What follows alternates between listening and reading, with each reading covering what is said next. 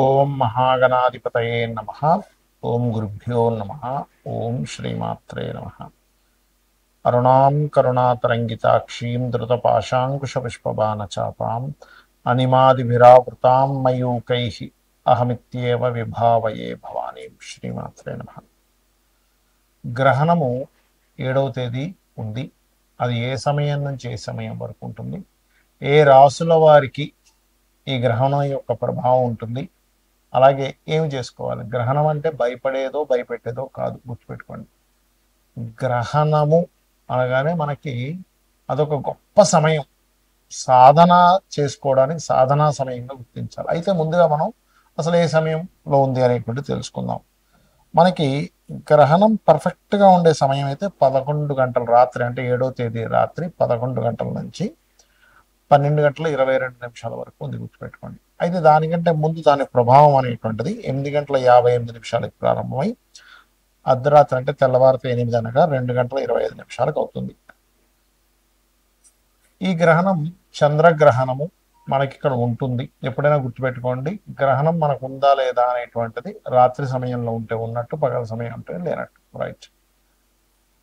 ఈ యొక్క గ్రహణ ప్రభావం ఏ రాశుల వారికి ఎటువంటి విషయాల్లో చాలా బాగుంటుంది, ఎటువంటి విషయాల్లో కించిత్ జాగ్రత్త వహించాలి, దానాలు ఏమి ఇవ్వాలి, ఏ దేవతారాధన, ఒక్కొక్కరు ఏ ఏ దేవతారాధన చేసుకుంటే వాళ్ళకి అద్భుతమైన ఫలితాలు వస్తాయనేటువంటి విషయాలు చెప్తుంది నేనైనప్పటికీ కూడా చెప్పిస్తుంది సాక్షాత్ లలిత అమ్మవారిగా భావిస్తూ ఒక్కొక్క రాశి గురించి తెలుసుకుందాం.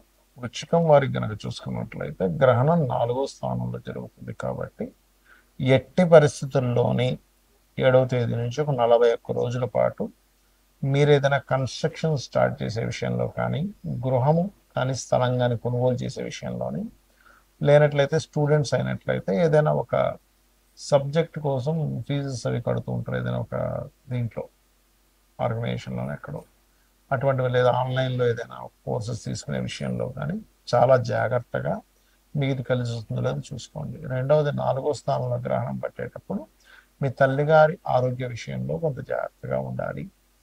అలాగే మరొక విషయం ఏంటంటే మీ యొక్క ఆరోగ్య విషయంలో పర్టికులర్గా బ్రీతింగ్ రిలేటెడ్ ఇష్యూస్ ఉండేటువంటి వారు చాలా జాగ్రత్తలు వహించాలి. అయితే ఈ గ్రహణ ప్రభావం అనేటువంటిది మీకు మీ యొక్క జీవిత భాగస్వామికి మాత్రం ఇది ఉద్యోగ సంబంధించిన విషయంలో మంచి అనుకూలమైనటువంటి వాతావరణాన్ని ఇస్తుంది, అందులో ఎటువంటి సందేహం లేదు. కాకపోతే మీ యొక్క సంతానం ఏదైనా విదేశాలకు వెళ్ళాలని చేసే ప్రయత్న విషయంలో 1-4 సార్లు చేసే ప్రయత్నం సరి అయినదా కాదా, వెళ్ళే ప్రదేశం సరైనదా కాదా అనేటువంటిది చూసుకోవాలి. అలాగే మీరు చేయవలసిన దేవతారాధన దత్తాత్రేయుడి యొక్క ఆరాధన, దక్షిణామూర్తి యొక్క స్తోత్ర పఠనము, వీలైతే గనక ఆ సమయంలో పసుపు గంధము కలిపిన నీటితో ఈశ్వరుడికి కానీ దత్తాత్రేయుడికి కానీ అభిషేకం చేయడం చేయండి. మరియు ఆ తర్వాత రోజు దానం ఇచ్చేటప్పుడు అరటిపళ్ళు కూడా దానంగా ఇస్తే చాలా మంచిది. సహజంగా మనం దాన ప్రక్రియ ఉంటుంది, మీకు ఎండింగ్లో చెప్తాను వీడియోలో. దాంతోపాటు అరటిపళ్ళు కూడా దానం ఇవ్వండి, మరింత చక్కటి ఫలితాలు ఉంటాయి. కాకపోతే ఎమోషన్గా కొన్ని నిర్ణయాలు తీసుకుంటారు ఈ గ్రహణమైన 41 రోజుల వరకు. 4వ స్థానంలో గ్రహణం పడ్డప్పుడు అంటే ఒక్కోసారి మనం చూడ ఎమోషన్గా ఏదో చేయడం వల్ల లైఫ్ అక్కడి నుంచి మనకు ఒక రాంగ్ స్టెప్ పడుతుంది. కాబట్టి ఎటువంటి ఎమోషన్స్కి అస్సలు పొరపాటును కూడా గురవ్వకండి. ముఖ్యంగా వాహనం నడిపేటప్పుడు, వర్షాకాలం ముందే మనకి ఇది వర్షం పడేటప్పుడు, నీటి ప్రదేశాల్లో వాహనం నడిపేటప్పుడు చాలా చాలా జాగ్రత్తగా ఉండండి. ఓం దక్షిణామూర్తి నమః లేదా దిగంబర దిగంబర శ్రీ పాదవల్లభ దిగంబర అనే నామస్మరణ చేయండి, అనేది చాలా బాగుంటుంది.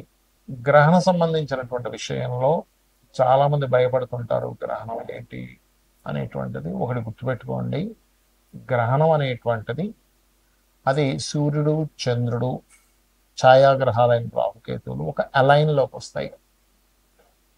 సూర్యచంద్రుడు సమయాన్ని సూచించేవారు, రాహుకేతువులు కూడా సమయానికి సూచన. రాహు అంటే ఆశ, కేతు అంటే మోక్షము. రాహు అంటే రాబోయే సమయం, కేతు అంటే అయిపోయిన సమయంగా తీసుకుంటారు.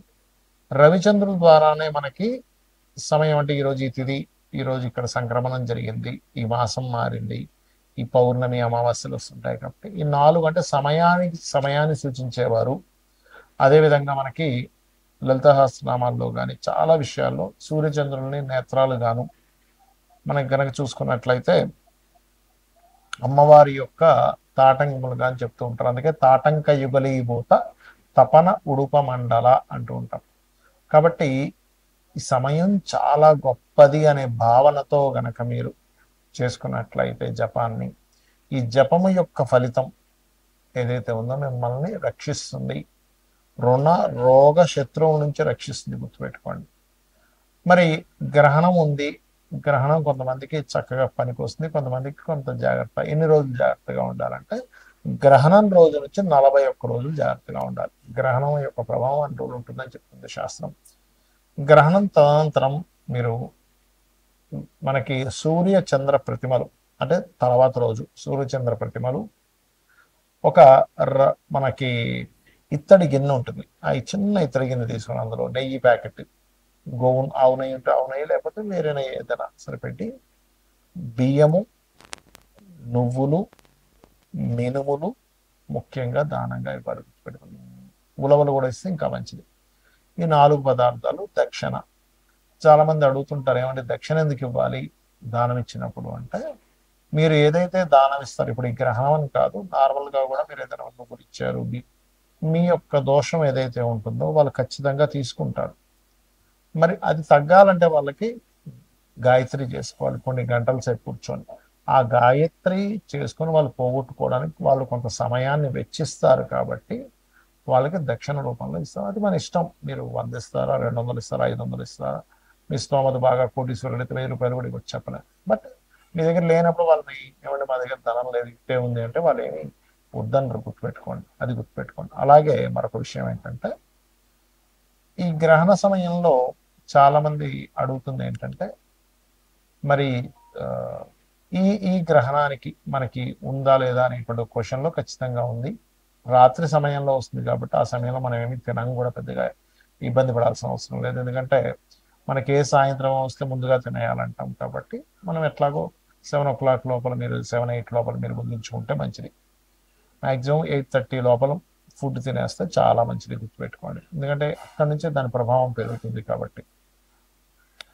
అలాగే ఆ సమయంలో హోమం చేసుకోవచ్చు, తర్పణాలు చేసుకోవచ్చు, మరియు అదేవిధంగా ఏదైనా జపం చేసుకోవచ్చు, పట్టు స్నానము, విడుపు స్నానం చేసుకోవచ్చు. చాలామంది అడుగుతున్నది ఏంటంటే, నన్ను పర్సనల్గా ఏమంటే అర్ధరాత్రి అయిపోతుంది కదా, ఆ సమయంలో మరలా నిద్రపోవచ్చు అని అడుగుతున్నారు. మీకు గ్రహణం అయిపోయిన తర్వాత హ్యాపీగా నిద్రించవచ్చు, ప్రాబ్లం ఏమి లేదు. గర్భవతులు మాత్రం ఆ సమయంలో పుట్టడం కానీ, ఏదైనా కత్తిరించడం కానీ, ఈ గర్భం మీద కొంతవరకు కొంతమంది దురద పెడుతుందని కోరుకోవడం ఇట్లాంటివి చేస్తుంటారు. ఆ గంటన్నర 2 గంటల సేపు కొంచెం జాగ్రత్తగా ఉంటే సరిపోతుంది, గుర్తుపెట్టుకోండి. అలాగే మరొక విషయం ఏంటంటే, తర్వాత రోజు మీకు ఉదాహరణకి మీరు ఏదో వేరే దేశాల్లో ఉన్నారు, అక్కడ దానం ఇవ్వడం కుదరలేదు. ఇండియాలో మీ వాళ్ళు ఎవరైనా ఉంటే వాళ్ళ చేత మీ పేరు మీద ఇప్పించవచ్చు, అందులో ఎటువంటి సందేహం లేదు. ఏమంటే ఇండియాలోనే ఉన్నాం కానీ ఇక్కడ దానం తీసుకునే వాళ్ళు ఎవరు లేరు అన్నప్పుడు గోవులకి క్యారెట్స్, గ్రాసము, బియ్యపు పిండి, మినుములతో చేసినటువంటిది ఏదైనా పదార్థాన్ని గోవుకు తినిపించవచ్చు, ఏది మీకు దానం ఇవ్వడం కుదరకపోతే. అలాగే వెండి మనకి పడగలు కూడా దొరుకుతాయి, సర్ప పడగలను కూడా దానంగా ఇస్తారు. ఇవి గనక చేసినట్లయితే దోషం అనేటువంటిది, వీటన్నిటికంటే ముఖ్యమైనటువంటిది గ్రహణము అనేటువంటి విషయాన్ని భయపడడం కాకుండా అదొక యోగముగా భావించి జపం చేసుకోండి, అన్ని విధాలా మీకు బాగుంటుంది. శ్రీమాత్రే నమః.